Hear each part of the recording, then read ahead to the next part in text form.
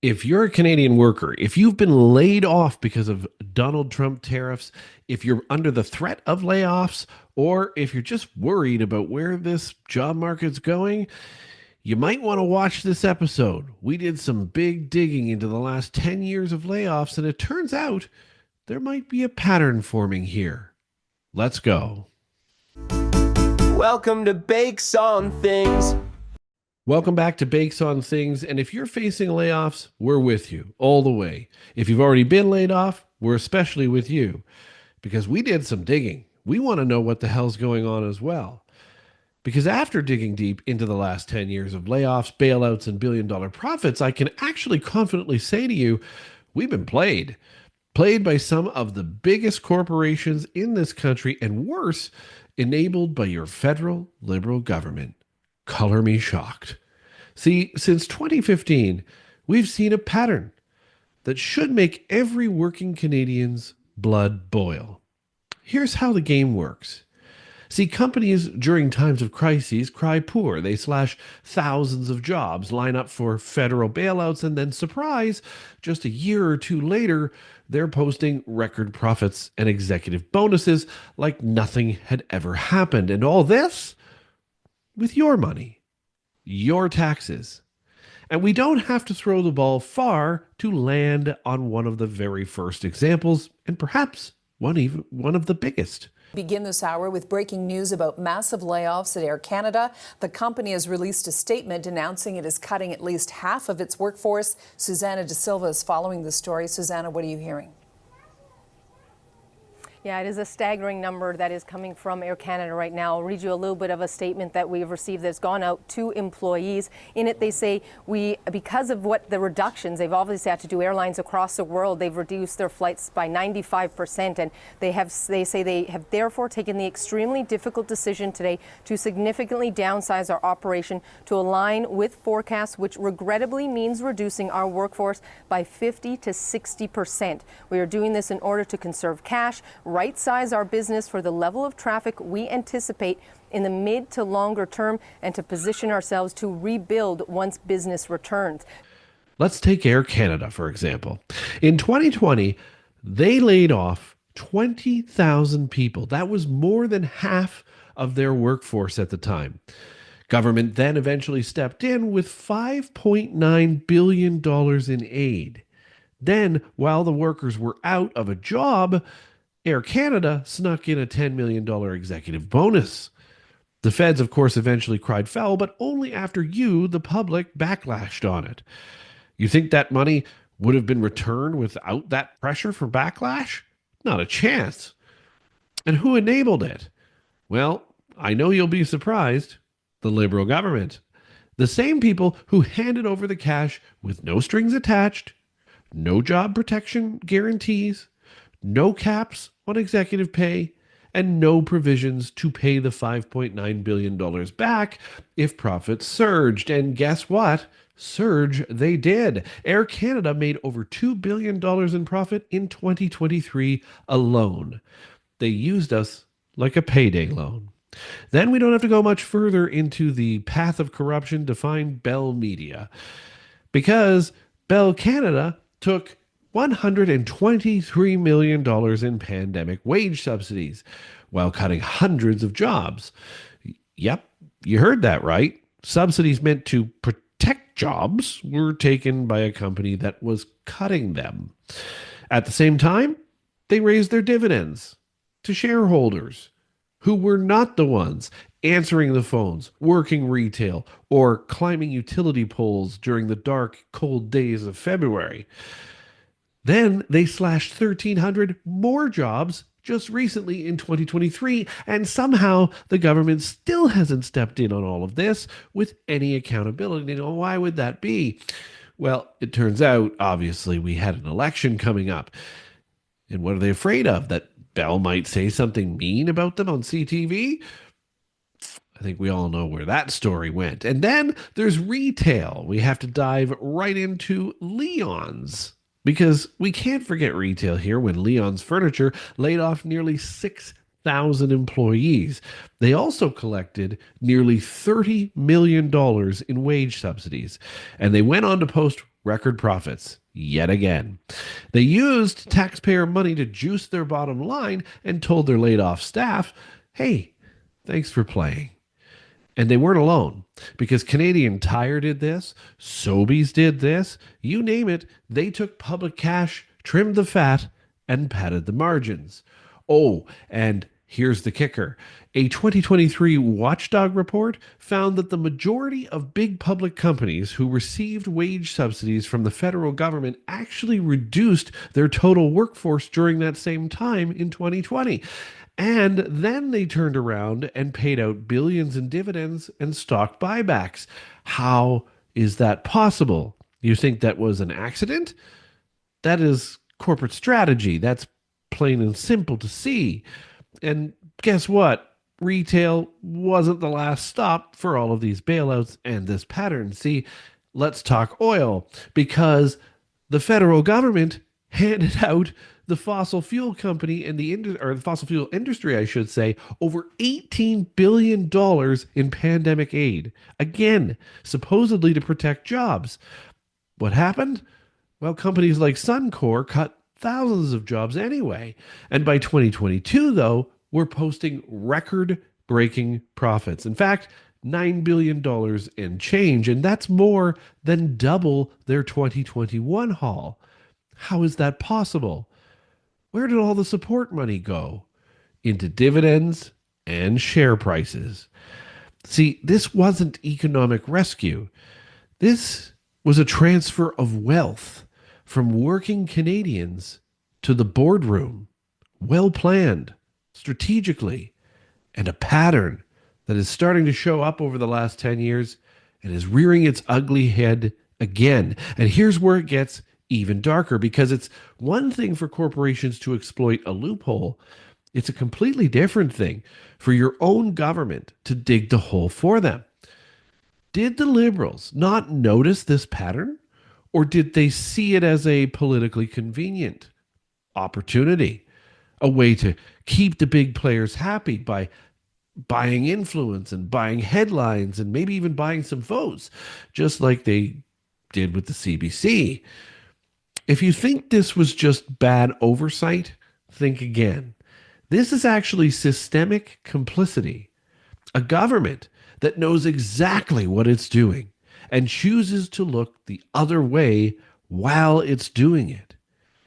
Now, some liberals in the comments are going to say, Chris, here you go again, hating on the liberals. You didn't even shell out the cycle here. We fleshed this out. You just talk and then end the episode. Well, we're not going to do that. So let's spell it out. It's a cycle. Companies lay people off during times of uncertainty and times of crisis. Think Donald Trump and the tariffs. Sometimes they do these layoffs unnecessarily, but they know it. Then they lobby the government for aid. The government then says, yes, this crisis will work. It's a great opportunity for us. And they cut the check. The company posts a loss initially to make sure that it looks good, and then a rebound profit just a year later. Executives cash out, workers don't get rehired, and shareholders are left smiling from ear to ear. And we, the taxpayer, foot the bill every single time. So if this pattern is being repeated, is it being repeated now? See, if you think it's over, strap in, because we're starting to see the first parts of this pattern happen now. The next phase is well underway. Mark Carney, now Canada's Prime Minister, is already laying the foundation for this scam to repeat itself yet again, because it works. It buys votes and it supports companies and shareholders and big names. Carney called Trump's tariffs the crisis of a lifetime for a reason. But then he didn't tell Canadians during the campaign that behind closed doors, he actually rolled back, or quietly reduced at least, our counter tariffs. No press release, no debate, kept that quiet during the election to keep the threat up. Just a quiet favor to corporations, and may have helped finance their return to power as well. Now Carney is in charge, and he hasn't tabled a 2025 budget. Why? What are they hiding? Is it because they're preparing to funnel billions more in bailouts to the same corporations who laid people off last time, knowing full well they'll profit once again on the backs of Canadian taxpayers a little bit down the road, perhaps again at election time. And let's not forget Brookfield Asset Management, a corporate behemoth with deep roots in Carney's past and fingerprints all over Canadian infrastructure. Where do they stand to benefit if industries crash and burn and then get rescued? Energy? Perhaps. Real estate? You bet. Critical infrastructure? Oh, I would think so. Are we witnessing a new, more polished version of the same corporate government game that's been playing out for the last decade? Almost as a blank check. There were very few restrictions on it. So it just kind of entered the general pool of revenue that these companies were taking in, and huge amounts of that revenue was sent to owners, with very little of that revenue being returned as taxes. The Canada Emergency Wage Subsidy was supposed to help businesses make ends meet during the worst of the pandemic.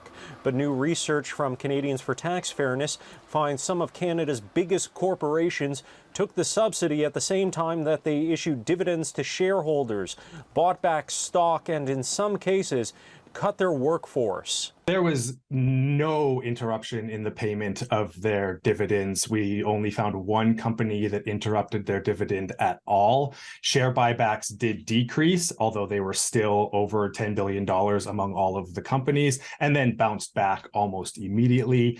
Canadians for Tax Fairness looked at 37 of Canada's biggest corporations that took the wage subsidy, specifically those who had the biggest gap in terms of what they reported as revenue to shareholders compared to what they reported to the CRA. They include rail corporations, asset management groups, energy corporations, and telecoms. City News' parent company, Rogers Communications, also appears within the report. CTF found that of the 37 corporations examined that took the wage subsidy, 34 paid out dividends to shareholders, 32 bought back stock, and at least 24 actually cut workers in 2020 while taking the Canada Emergency Wage Subsidy.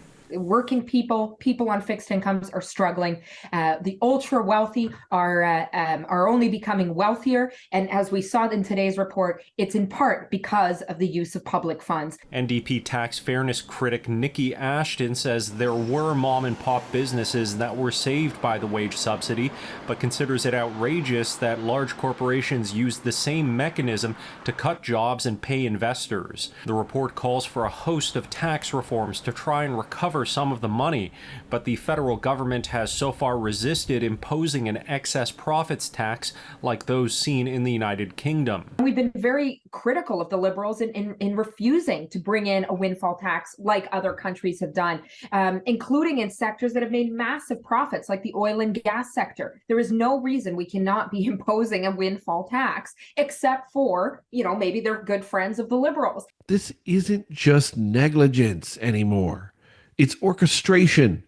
If the government won't disclose, if they won't table a budget, if they're already negotiating in the shadows, we need to ask whether it's time to get the RCMP involved. Should they be investigating not just this current time, but the last 10 years?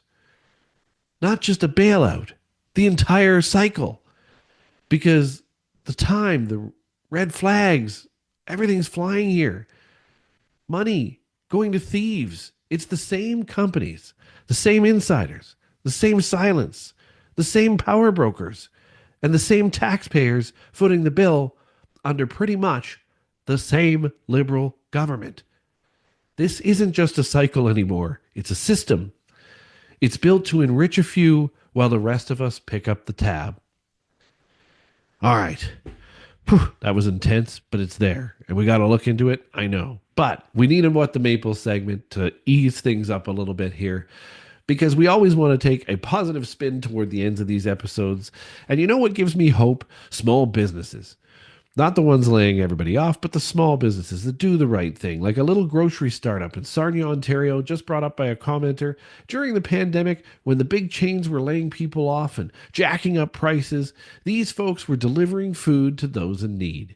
No handouts, no bailouts, just a heart. And today, they've actually grown into a full community storefront, serving people with dignity and compassion. Congratulations to that business in Sarnia, Ontario, for creating success while helping out.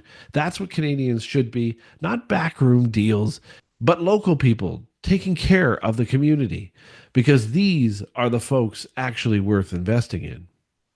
All right, let's close this out. Tough episode, big episode, but here we are. If a country can't protect its workers while protecting its companies, what is it protecting? A flag? A brand? A fantasy? Because if our leaders choose bailouts over backbones, over accountability, then what's left of our democracy isn't a government. It's a corporate concierge service. And it's completely unacceptable. These weren't isolated incidents. They were dominoes. And this government kept flicking them, the next one by one, hoping we wouldn't notice the collapse. Well, we noticed, and we're done paying the bill for their cowardice. So listen up. Share this video. Get this message out. This is a pattern, and this is a problem. Tag your MP, demand answers, demand reform. And next time they promise you a recovery, ask them who it's really for and who even started this crisis in the first place. Because we don't just rant, we reveal on this show. And what we just uncovered is a national disgrace. Thanks for watching. Like, subscribe, and comment. I want to hear what you have to say about this. Have you noticed this pattern? And if you have noticed this pattern, where and what corporation were you laid off as part of one of these patterns over the last decade? I hope not, but if you were, we want to hear your story. Thanks so much for watching Bakes on Things. I'm Chris Baker. Until next time, we'll see you tomorrow. Thanks for watching.